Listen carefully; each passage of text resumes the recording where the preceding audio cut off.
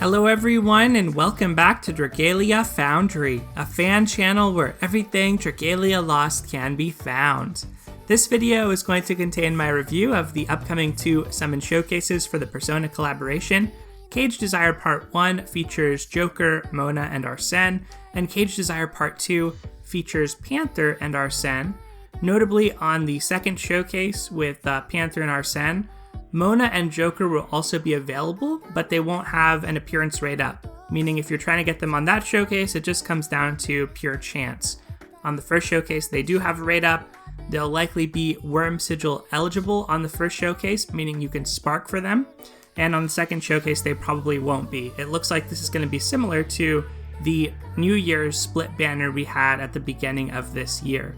Your Worm Sigils, which are used for sparking, also won't carry over across these 2 showcases.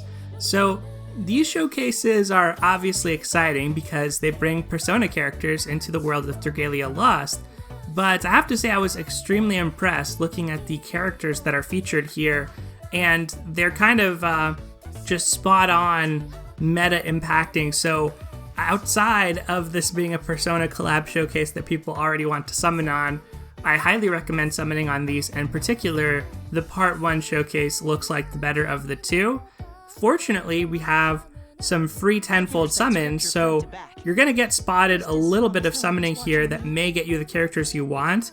Make sure you're logging in daily and doing these free tenfolds, and try to go all out with your summoning only after you've taken advantage of the free tenfolds. Especially with this split banner, you want to make sure that you're not wasting resources unnecessarily by summoning for a character day 1, and then you get that character as a duplicate in your free tenfolds on subsequent days. So if you would have waited, you would have gotten it.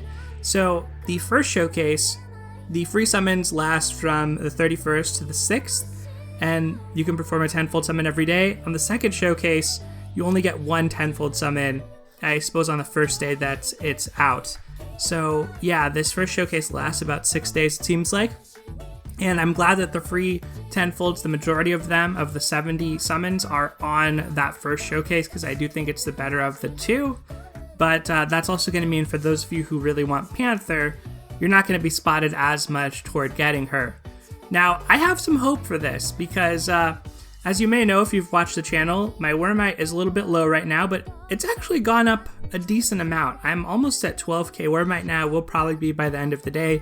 Just finishing off some of the Wormite from the raid and the event compendium, and I have almost 30 summon tickets and 2 tenfold vouchers, so I'm a little bit better off than I thought when I dropped it out around, I want to say 6k Wormite or so toward New Year's for the New Year's banner. So I have some hope, but really, if you want to guarantee you're going to get one of these characters, you're looking at 36,000 Wormite or 300 summons in any combination of Wormite and tickets. If you're spending money and using Diamantium, that goes down. Every paid summon counts as 2 summons from a worm sigilling or sparking perspective. So yeah, there's a chance here that we get what we're going for. In my case, I'm going for the first banner and hoping maybe I can get Panther too, but it doesn't seem as likely. Let's go ahead and look through the first banner, and then we'll look through Panther's showcase, and I'll try to explain why I think this is the better of the 2, and just why these characters are extremely influential on current meta. So to start off, there's just some forward that we already kind of talked about the showcase. These characters are limited, if that wasn't clear, and Arsene will be on the second showcase, the one with Panther. Worm Sigils don't carry over, they mention all of that. And then they talk about what the character builds are, which we already sort of knew, that Joker was a Shadow Dagger, Mona's a Wind Sword, and Arsene is a Shadow Dragon. The availability period for summons is the 31st until the 5th on here. And love what they did with the portraits of these characters. So let's start off with Joker. Yeah, this looks really cool. Normally you don't have this text for adventure and the adventurer name. The Phantom Thieves are here to take your hearts. So Joker is a Shadow Dagger. There are several good Shadow Daggers already in the game. Belina is a really popular one that comes to mind, but she relies on being at low HP. It's usually not too much of a problem in harder difficulty content against light bosses like Kayan, but it is something notable about her that she's just less compatible, less flexible with other healers who aren't Grace. because Grace gives life shields that work when characters are at low HP, so she's great with enmity units. Besides Belina, Vice is another character, another Shadow Dagger, who was quite popular for a time. He did get a little bit nerfed during the 2nd anniversary, unfortunately. He is just a 3-star, so he was a really nice available option for players who didn't have access to rarer units. But he did come down in power level, so he's not quite as popular or prevalent as he used to be. Another Shadow Dagger is Nevin. Nevin, you don't see too much. He has a buff zone thing going on, works with Ramiel, but you really don't see him too often play a role in anything. And, there are others as well, like Vita, Orion. Shadow Daggers are pretty saturated, Alex, but I think Belina is the most notable one right now. So Joker might change that. Joker looks really good here, so let's talk about his co-ability and chain co-ability first, specifically the co-ability. This chain co-ability is just sort of whatever. It's fine, nice defensive chain co-ability. It does come in handy in soloing, but this co-ability is game-changing, I think. So agility boost plus 7%. We've never had a co-ability like this. Increases attack rate by 7%, benefits your whole team. Now, I don't necessarily think that this is going to be a staple on every character, but imagine if you're a character focused on buffs, for example, like a Patia, or in any element really, because this is a co-ability, it's not even element locked. Well, having extra attack rate effectively translates into charging up your skills using your buffs faster. That's why dragons like Horus are actually pretty good, even though they're not technically a skill haste dragon, and why the shadow element for so long was a really busted element, because their Agito weapon skill grants extra attack rate, which not all the Agito weapon skills do. I think Shadow's the only one that does. So just a static passive 7% attack rate increase is very significant. A lot of buffers want to run Tobias in their backline. Tobias uniquely has the buff time co-ability that gives them extra duration on their buff skills, so that's one slot that's usually occupied. Another thing that buff characters tend to want to run is skill haste via a bow. You can get 15% of that, so that's another slot. And then the third slot can vary from element to element. Some elements have chain co-abilities with extra buff time, others do not.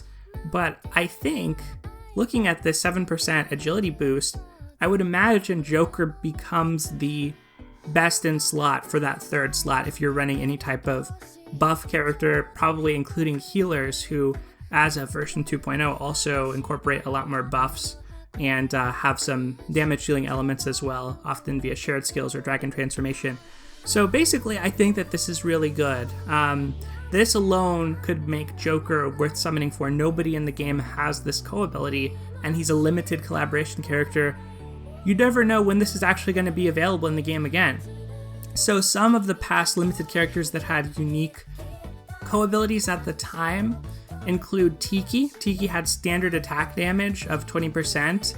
For a while, that was the only way to get that, and after a time, that became available through Galaxy as well. We also have Peony. Peony had light damage plus 20% as her co-ability, and we'll talk more about that when we get to Mona. But that's still not available anywhere else, and she came out in spring to summer of last year. So basically, this agility boost type effect might not be found for quite some time. That's already a good reason to summon, to try pick up Joker here. But there's more. So the other thing that I think is influential here, his second and third ability of blindness res and 30 hits equals energy level up. Kind of take it or leave it. This energy level up takes a really long time to actually work, but presumably Joker's going to attack really fast, and Arsene's attacks, as we'll talk about, might also get counted toward the hit count, which could help with this.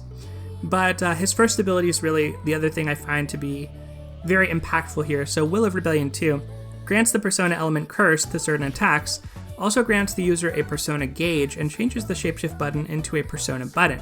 Tapping this button summons Arsene. While summoned, Arsene will attack together with the user.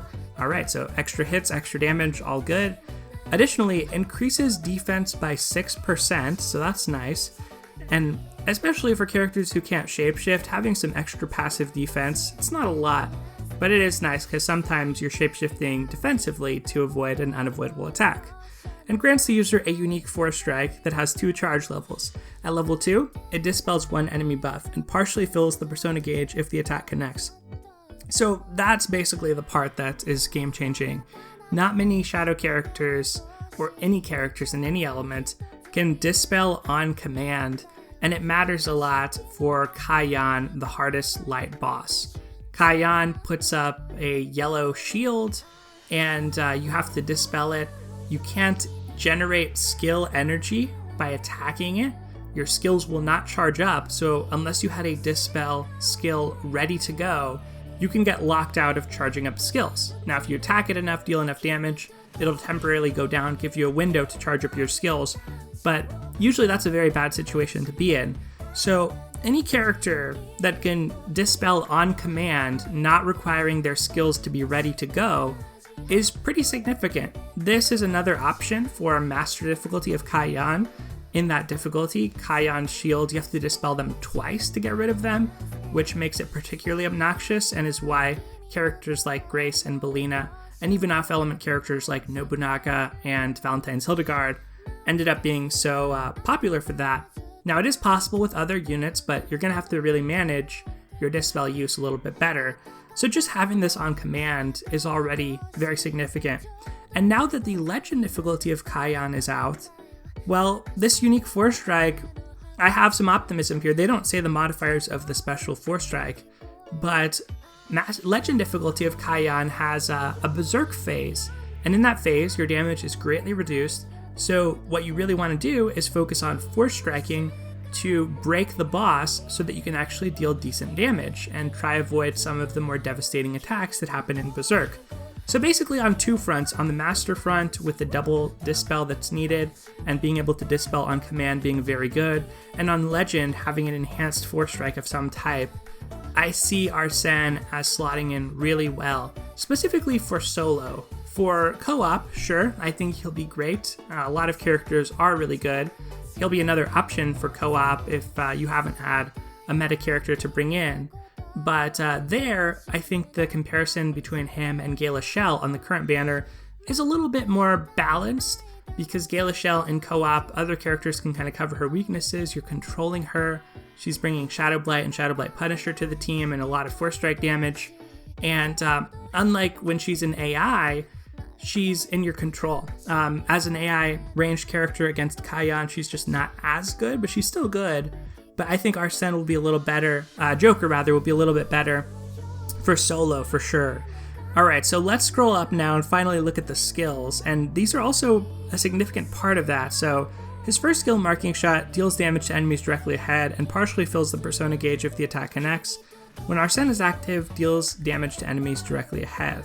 So they explain the damage modifiers here. I don't think it actually matters that much, but they do look respectable. I think that's really the important thing to say here. They look totally fine.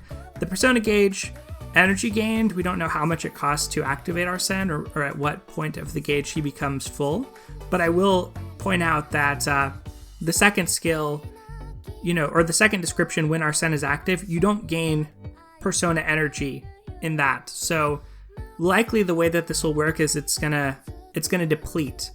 Unlike Belina, who can just infinitely stand Dragon Drive because her basic attacks when she's in Dragon Drive refill the gauge while it's depleting over time, it doesn't seem like you refill the gauge with Joker here, so it looks more like Urias, another Dragon Drive character who just has a diminishing clock on his Dragon Drive.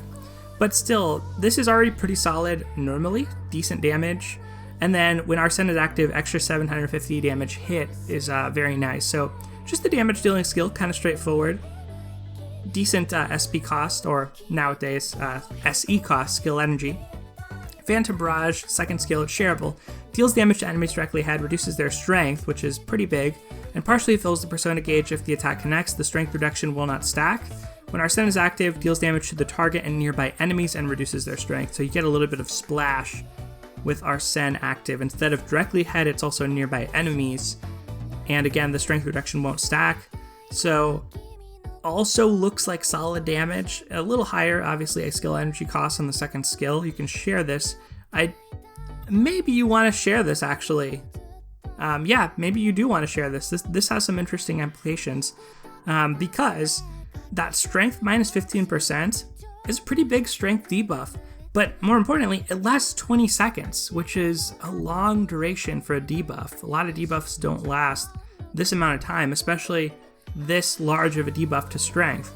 So the fact that it lasts that long, even though this shared skill cost is kind of high, this might be something that you could share into auto comps, although it does cost 5, so it's going to mean you can't run things like Sanoa. It's going to limit your options for higher cost skills because most characters, the share cap is a total of 10 points. So this is kind of intriguing. I will say that as a shared skill, but it sort of depends as well. They put shared skill here, so I think you get a 15% reduction, but as you can see if you scroll down, when Arsene is active, this gives a 20% reduction. So if that's what happens when shared, this is even better. But to me, the ordering here makes it look like it's the 15% reduction. Either way, intriguing, but besides the point, because there are already plenty of reasons you would want to have Joker on your team, specifically hard difficulty light content. He just fits in really well. And then a co-ability that nobody can replace or match right now.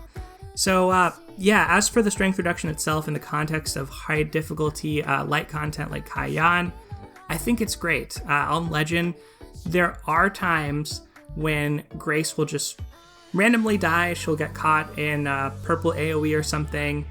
And just having extra strength reduction gonna help a little bit to smooth things over. Maybe even in the Berserk phase, there have been times when your AI will get stuck in a purple circle close around the boss, and they won't make it out in time, but maybe they barely survive.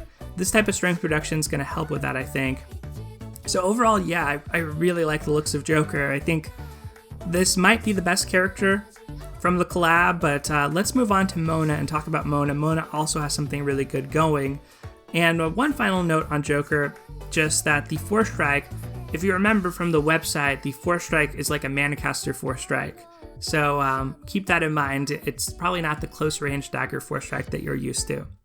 Alright, so Mona, again, beautiful portrait here with Zoro in the background. Love this cut-in here from the attack. It's time you learn what the Phantom Thieves can do. Mona, a wind sword. Another pool that is pretty saturated with good adventurers. Templar Hope probably being the best because high difficulty water content tends to be easier to do in solo. A lot of players prefer to solo or even auto it. And Ciela as a fight is more obnoxious in co-op than in solo. You have more AoEs because there's one for each player, and in solo it's easier to really manage the fight. The AI does a very good job of tanking through it, especially characters like Templar Hope. Other good wind swords though, for a time, Wedding Arsene was really good. She's still perfectly fine, but really the big winner of the version 2.0 rebalancing was Gala Ronzel. He's a character who was about as good as Arsene, but a lot more technical to play with gauge management and a lot of different mechanics going on. And after version 2.0 dropped last September, he ended up just being the dominant pure DPS wind sword. Gala Leaf, another character who pre 2.0 probably better than Gala Ronzel. Afterward, not quite as good. He's, I think, kind of harder to play because he has two different stances as well. So both of those Gala swords are pretty technical to play. Templar Hope is easy to play because he mostly just plays an auto battle, to be honest. So you don't have to really worry about that. And Wedding Ellie's pretty easy to play herself. So Mona comes into actually pretty deep competition here with all these wind swords. And I'm not even mentioning characters like Kuhai, other wind swords. So yeah, the thing that really sets Mona apart though is basically, again, this special co-ability. Wind boost plus 20%, increases wind damage by 20%, benefits your whole team. How do you beat that? Basically, this is Peony, the light damage boosting collaboration character, except for wind. So now, by having a Mona in your back line as one of your backline characters for co-op, you're going to get extra wind damage. It's not quite 20%, because the way that this actually works is that it depends on what content you're running. Like if you're running this against, if you're running wind characters against like Shadow or Light, then it is 20%, or against wind. But if you're running against water specifically, you're already getting an elemental damage mod of 1.5 times because you're dealing super effective damage in this game. So this just changes your mod from 1.5 times to 1.7 times, which is not a 20% increase. If you're playing against Shadow, Wind, or Light with your Wind characters, you're doing 1 times damage, and this changes it to 1.2, which is a 20% increase.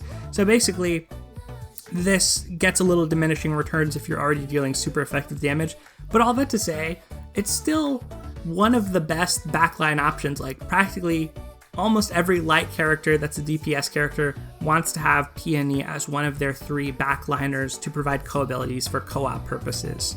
Now, where this gets a little harder for Mona is right now, water content, as I said, is really focused a lot on solo and autoplay, and you're not exactly going into co-op very often. This would make going into co-op more convenient for sure if everybody has this, because you're going to clear faster, it's less chance of failure. But in a world that's so focused on auto and solo for high difficulty water content, water bosses, well, can you fit Mona into a team? Because those teams are pretty defensive in their design. Sure, if you could fit him in, that might actually help you clear more consistently because you're clearing faster. But that is one thing to consider here. Like, I think Mona is more of a plant for Legend difficulty of Cielo when that comes out, to help take that on in co-op, than he is for current difficulties like Master and Expert that really lend themselves to being autoed much easier than doing in co-op. Anyway, the chain co-ability here, Gentleman Thief 5, great name, but actually not that different of a co-ability, chain co-ability, because it just reduces water damage taken by 10% when the combo count is 10 or higher. I think is that the same that Joker had, but just with a cool name? I mean, Joker's was for Light. Above 10 hits, Light res plus 10%. Yeah, it's the same, but for some reason they gave Mona's a cool name, and obviously it's for a different element. So, here's Mona, we found you. So yeah, it's basically the co-ability. This is already an excellent reason to summon for this character. It's going to make any Wind character you take to co-op a lot better. Let's go through the abilities again and then roll back up to the skills. So similar to Joker, the last 2 abilities, not the most remarkable. They're fine. Critical damage plus 20%, we'll see on the skills, kind of matters, but it's not an exceptional ability or anything. It's nothing fancy. Freeze res 100%. Similar, probably not as good as Bog res for Wind characters, and I should have said the same about Joker. I think the blindness res probably a little bit worse on net than paralysis res, but that's a little bit closer. Maybe it's better. Anyway, Guiding Feline 2 is the most interesting ability here, of course, and it grants the persona element Wind to certain attacks, also grants the user a persona gauge, and changes the shapeshift button into a persona button. Tapping this button summons Zoro. While summoned, Zoro will attack and restore HP to all teammates as the user attacks. That makes it interesting again for that auto context, that auto and solo context. Built-in healing. That is one of the things that set off Templar Hope and made him so good. Now, Templar Hope also had dual resistances and spam defensive buffs, so he's particularly suited for auto. But, could you, if you build 2 Wind swords and have 2 swords to equip, could you potentially put Mona on a team of Templar Hope lead? Perhaps. So, additionally, grants the user a unique force strike that activates the Beast Eye effect for 30 seconds. Beast Eye increases the user's persona gauge fill rate by 20% while active, but is removed when Zoro is summoned and cannot be granted while Zoro is active. While Zoro is not summoned, standard attacks and force strikes will fill the persona gauge. Okay, so I suppose with Mona, he has a unique force strike as well. It's probably a Manicaster style force strike, and you want to use this right away so that you get Beast Eye for 30 seconds, and then everything else you do is going to increase your persona gauge fill rate. So hopefully after 30 seconds you get Zoro active, so you don't have to worry about this, but if you still don't have Zoro active, then you would want to reapply this by doing a force strike, it seems like. As for the skills on Mona here, Monacar, which just has a beautiful animation, as we saw in the trailer, deals damage to enemies directly ahead and partially fills the persona gauge if the attack connects. Changing direction is possible during the attack. Basically, Mona turns into a bus and just plows through enemies so you can drive it around. When Zoro is active, deals damage to enemies directly ahead with a high chance of landing critical hits. Occasionally activates a more powerful version of this skill when used. Cool, so there's some off chance that you get a stronger variant on this. So first off, again, good damage, over 2200 damage here. Actually more, 10 hits, so that's pretty nice. That's kind of what you expect on a first skill these days, but a pretty cheap skill energy required because swords build up SP, or skill energy rather, very fast, and then you gain some persona energy for doing this. The fact that it's multi-hit is going to make it really easy to keep combo, and even if you lose combo, to build it up back very fast. When Zora is active, damage 825 times 3 hits, so it's fewer hits, same amount of skill energy, but the attack has a built-in 30% extra critical rate. And then the random power-up that they referred to, they don't tell you the percent chance that happens, but that's 5 times 500 hits, so more damage overall, and then a little bit more damage actually. But your critical rate is plus 50% for that attack only. So base critical rate on a sword adventure is 2%, so you have a 52% chance. This is before worm prints and before other effects of landing critical hits on each of these hits, which is pretty good. So just a solid damage dealing skill, multi-hit, and this is why critical damage is in Mona's kit, presumably. And then Beckoning Cat deals damage to surrounding enemies, draws them toward the user, and partially fills the persona gauge if the attack connects. When Zoro is active, deals damage to target nearby enemies and draws them together. So 600 times 4 hits, skill energy required, 5450. And then the shared skill, I don't really see there being a reason to share this skill. This just seems like a basic damage dealing skill. And then when Zora is active, you get 3000 damage. Also okay, I have to admit the skills are not really too impressive here. It's basically the co-ability. So I think you could throw Mona into an auto team, but he wouldn't necessarily be better than existing adventurers there like Ronzel, Silas, Lowen, and then Templar Hope as your lead. Lowen, of course, you can replace with Grace. You could throw in characters like Mine. I've heard good things about Luis. So there are a lot of good options that you can use for auto, and I'm talking like 4 gold Fafnir, 3 gold Fafnir auto here. If you don't care about using gold Fafnirs to get extra rupees and use real dragons, then you can put in like a lot of different characters and they'll work perfectly fine for you. So I think in that context, Mona could certainly work.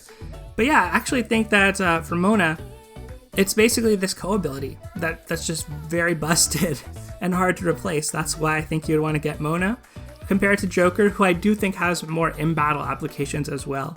Not to say Mona is bad, but more of a support character. And then that brings us to the last thing on this showcase before we go take a look at Panther, and that is Arsene. I am the Pillager of Twilight, Arsene. Really spooky and cool portrait. Joker's persona distinguished by its mask-like face and massive black wings. From where does this persona fare, and what power does it hold beneath its haunting visage? Okay. So it's a shadow dragon. The skills are Magia, deals damage to the target and nearby enemies. Damage 2540 times 1 hit. One thing not stated here is, how much damage do the basic attacks do? That actually does come up and make certain dragons really good because their basic attacks do a lot of damage. But here we only find out about the skill. The skill looks a little bit hit or miss, which is kind of basic. But it's the abilities that are kind of disgusting here. So Attack Master plus 90% increases attack skill damage by 90%. Notice there's no elemental restriction on this. So this is similar to one of the past collab dragons we got, Fatalis. Fatalis just gives 50% strength to any element. And then if you're Shadow, you get an extra 30% strength. And, well, you get 80% total. Here, for Curse Amp, plus 90%, that's the one that's Shadow locked, the second ability. And that's, again, increases attack skill damage by 90% and grants attacks the Persona Element Curse. So, if you're Shadow, you have 180% skill damage, effectively, and your attacks have this Persona Element Curse, which I still really don't know what it does. It's the one that Joker had, and Mona had the Persona Element Wind. I think it probably just helps you do extra damage.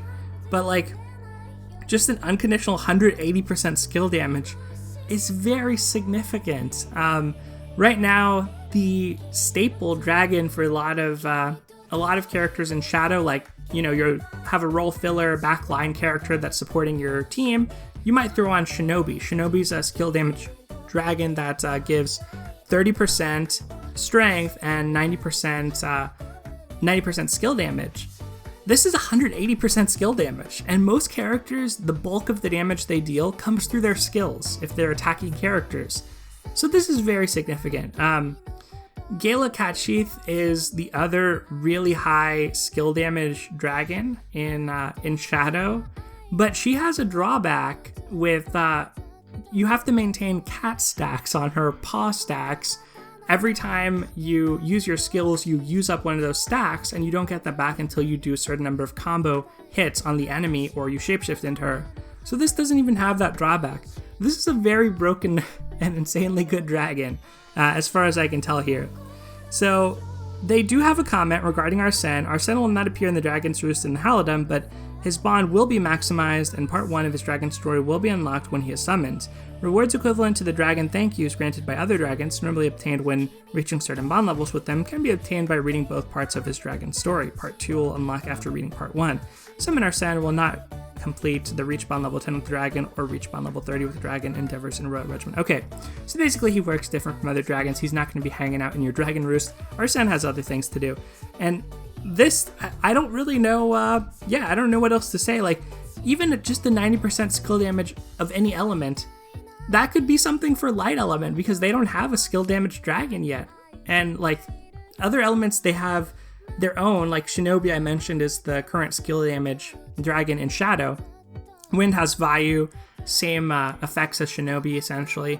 Flame has Konohana Sakuya, water has Siren. Light doesn't have anything like that. So I doubt it, like there's good light dragons these days. But in Shadow, this just seems ridiculous. So yeah, Arsene seems like a very good dragon.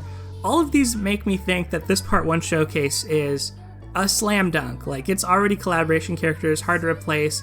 The co-abilities are hard to replace. Joker looks like a good unit in battle. Arsene looks like an insane dragon. So I think that this is a clear one to summon on. And sure, do your free daily tenfolds first. You may get the characters you want, but I'm 100% on the last day of the showcase gonna try get as much as possible that I can get from this. And that brings us to Cage Desire Part 2. Alright, so on this showcase, Panther and Arsene are going to be featured, so don't fully unbind your one Arsene that you get off the first showcase until you do your free tenfold on the second showcase, and any tenfolds you're going to do on the second showcase, because you could get extra copies, so you don't want to spend Sunlight Stones if you happen to pick up extra copies of Arsene on the second showcase. So keep that in mind. But, you know, Arsene's so good that you may want multiple Max Unbound Arsene. But here we have Panther, and then Joker and Mona appear, but they're not featured, meaning they don't have an appearance rate up. And as a consequence, I think it's highly unlikely they'll be in the Worm Sigils to spark for. I think if you want to spark for them, you got to do it on the first showcase, because that's, you know, their showcase. Alright, so let's talk about Panther now. This, of course, also shows off Arsene, but we just talked about Arsene. So let's focus on Panther. Again, this portrait just has so much going on. We're the Phantom Thieves of Hearts. You can see Carmen in the background. She wasn't on the game's website, so it's nice to actually get a look at what she looks like in Dragalia Lost. And Panther, a flame lance, but as we'll see, more of a flame whip. A kind-hearted girl who associated with the lecherous Suguru Kamoshida to protect her best friend. After awakening to her persona Carmen, she joined the Phantom Thieves and resolved to rid society of corrupt adults. So her skills include Wildfire, grants the user the fire boost and snipe effects, deals damage to enemies directly ahead, and partially fills the persona gauge if the attack connects. When Carmen's active, it deals damage to enemies directly ahead. Scorch Rend foes take extra damage. Alright, so we have to figure out what the fire boost and snipe effects are, and then we see that there's a Scorch Rend killer element to the second attack when Carmen's active. To her skill, her first skill, but the second variant here, the Carmen active variant. So first of all, when Carmen's not active, 855 damage, it's low. Special effects, Snipe, strength plus 10%, last 15 seconds, doesn't stack. Flame boost, flame attune damage, plus 10%, last 15 seconds, does not stack. And she grants that to only herself, not the team.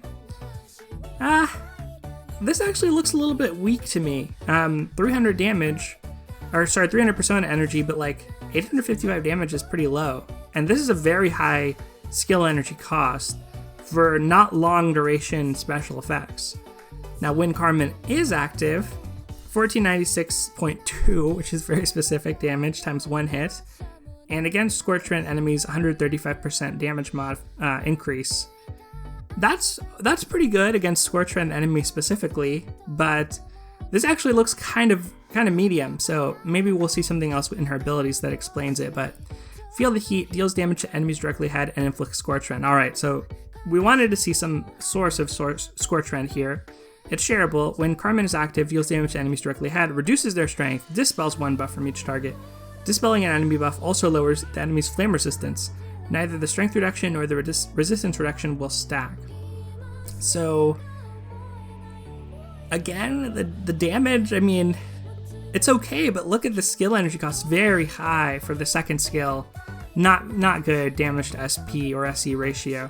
Special effects, Scorch Rend lasts 21 seconds, triggers every 2.9 seconds, damage 31.1. Even that seems kind of low. Like Shadow Blight does, I think, like 41 damage a tick. I mean, that's not a big difference, but Persona energy gained 300. When Carmen's active, it does 1,000 damage. It costs the same SE cost. Minus 20% strength, lasts 30 seconds. That's nice. Dispels buffs. Flame res, minus 5%, lasts 30 seconds. That's also nice. So when I see this, the only thing I can think after looking at this is that Panther here, she has to have some type of special combos that generate skill energy faster than a normal Lance does. Because if she's only generating skill energy as fast as a normal Lance, like these are pretty bad, I think, as far as the cost versus what you're getting. If she can generate skill energy and cast her skills faster because of her whip attacks or something, then this could be good. So let's read on. Her co-ability Scorch Rend boosts 5, increases the damage, the chances of inflicting, and the duration of Scorch Rend by 20%. So that's respectable. That does turn her Scorch Rend inducing attack into a little bit better damage over time because you get extra duration. And the chance of inflicting it is also okay. I mean, against Volk, that shouldn't affect anything in Berserk phase and Legend difficulty. There's not that many characters that cause Scorch Rend. It's basically her, Gala Leonidas, who you might get in your reroll summoning, but otherwise is only going to be on Gala banners, and Seimei, who was only on this year's New Year banner. So Scorch Rend is not exactly available, and now she's a collab character. So being able to cause Scorch Rend more often and have it last longer isn't really like a thing that you would ever do. I mean, this is still a unique co-ability, so that's kind of cool. That's kind of tempting, but like I just don't see the use case for this. Her chain co-ability, Flame Dancer 5, if a team member is attuned to flame, extends their shapeshift time by 20%, benefits your whole team. Now this is potentially interesting.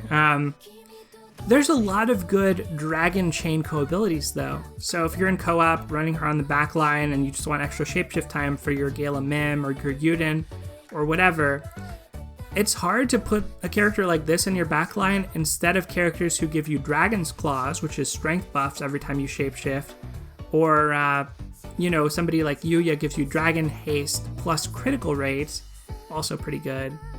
And for that reason, I don't know how easily this would be to fit in. Like, it might be a guaranteed slot if your really good dragon form makes it so you want to be a dragon longer. But a lot of times, like for regular characters not who have Gala Mars, not any like special characters I can think of that would use Horus or something. I don't know. I don't even know why you would be transforming into a dragon at that point, but like if you're using Gala Mars, you kind of want to tank him quickly so that you can get all your skills ready and recharge instead of just trying to actively extend his duration, even though he is a good dragon form. But like, I don't know. I really don't see this being a game-changing chain co-ability or regular co-ability. So then it comes down to the abilities. Sleep Res 100%, pretty straightforward. Scorch Rend equals Flame Damage 2. Adds 10% to the modifier applied to damage against wind-attuned enemies upon successfully inflicting an enemy with Scorch Rend. This buff can stack up to 3 times, okay.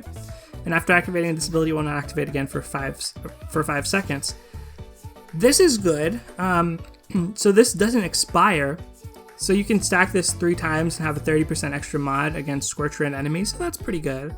And then Dancing Panther 2 grants the persona element fire to certain attacks, also grants the user a persona gauge, and changes the shapeshift button into a persona button. Tapping this button summons Carmen, while summons, Carmen will attack together with the user. So it does make me wonder if Carmen will generate SP or SE for you. Is she going to help you charge your skills faster or something? Is the persona element fire going to help you do that? Because there's no mention here of the special combos that Carmen, or rather Panther, has. But I know that she's going to be attacking with her whip. So all I can really say for Panther, based on what's described here, is that I would take some of these costs with a grain of salt, because it's likely she has some type of modified combo so she can charge up these faster. Otherwise, this doesn't really make sense to me. It looks like a Halloween Melsa situation. If you've been around for a while, Halloween Melsa just the character who had really bad damage modifiers, unfortunately. Still a good character because she's focused on buffing and not dealing damage per se. But I don't see the utility here for Carmen, for Panther, sorry. Yeah, I don't know. She seems good. I'd like to have her as a limited character, but I think there's a clear, better showcase in part 1, and since I don't have the resources, I'm going to make my mark as Joker and Mona and hopefully at least 1 copy of Arsene, and then we'll see if I get lucky with Panther or not. Anyway, y'all, I think that is going to do it for today. That's everything I want to say about the upcoming Persona showcases. This was a long one, but hopefully if you just wanted to know whether or not to pull, that was answered relatively quickly into this video. I think that these are 2 very interesting showcases. Fortunately, with the bulk of the good units on one showcase, or the meta impactful units, so it makes it a little easier to decide what to pull on. I think a lot of players already know what they're going for. If they're a Persona fan, you're going to go for the characters you want, and of course there's nothing wrong with that, but it could be a while before we see these co-abilities again, so this is probably a pretty important time to pick them up. Anyway, y'all, that is going to do it for today. Thank you as always for watching, take care, and I'll see you next time.